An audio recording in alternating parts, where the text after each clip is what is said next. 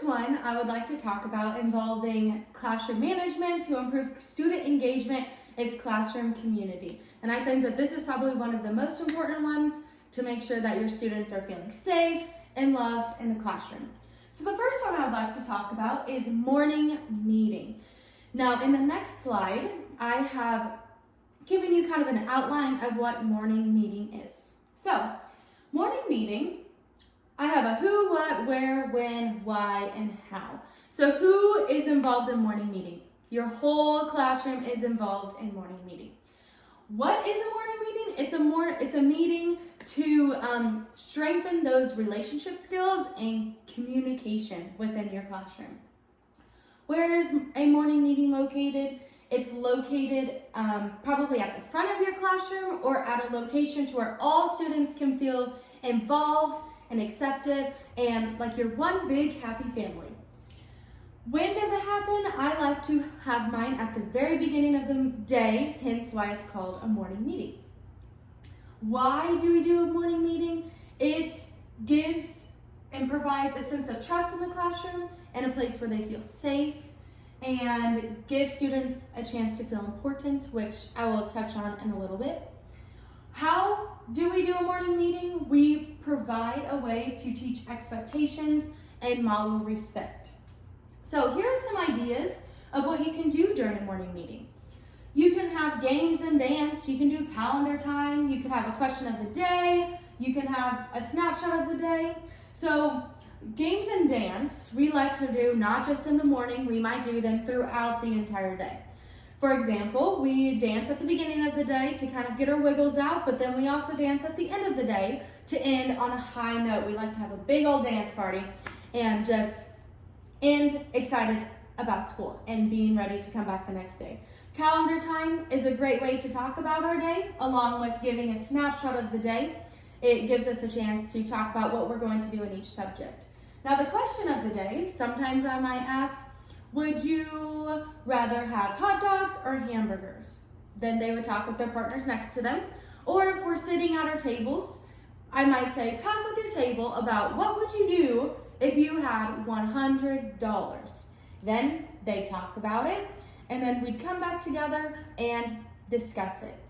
Now, there are probably a lot of other ideas of what you could do during morning meeting, but these are just a few.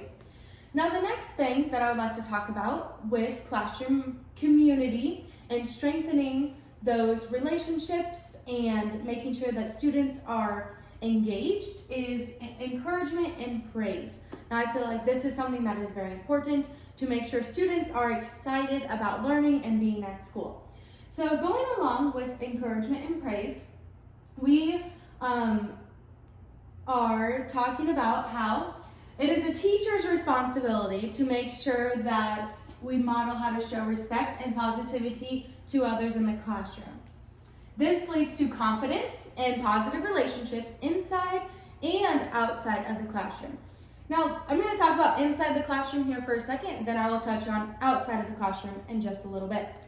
Inside of the classroom, I love to give the encouragement and praise through just these simple things. Like if a student does something good, we can give them firework claps. You go, psh, psh, psh.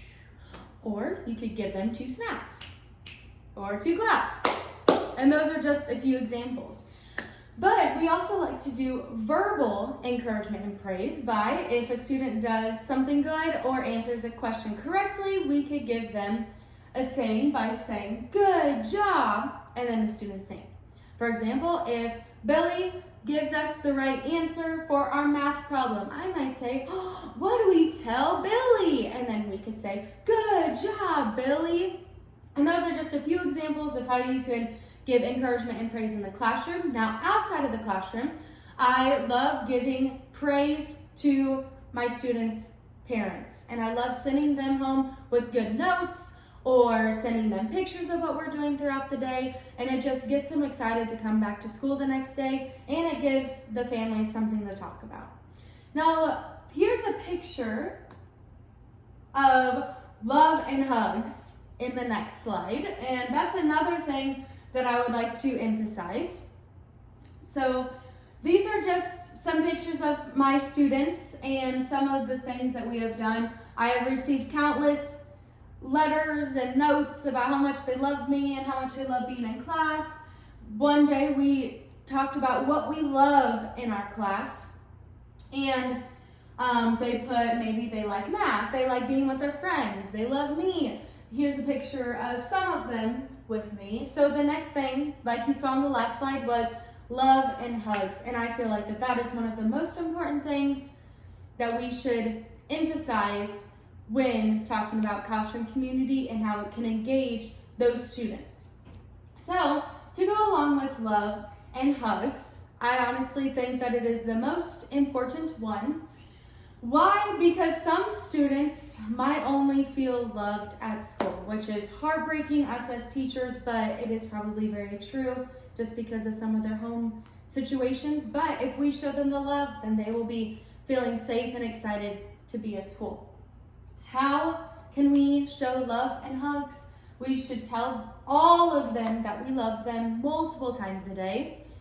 And you should also show it with your actions. Before my students leave every day, I give them a big old hug and I tell them how much I love them. And throughout the year, they start just randomly giving me hugs while I'm teaching and telling me how much I love them. So it shows throughout the classroom. Now, in the next video, we are going to talk more about classroom management.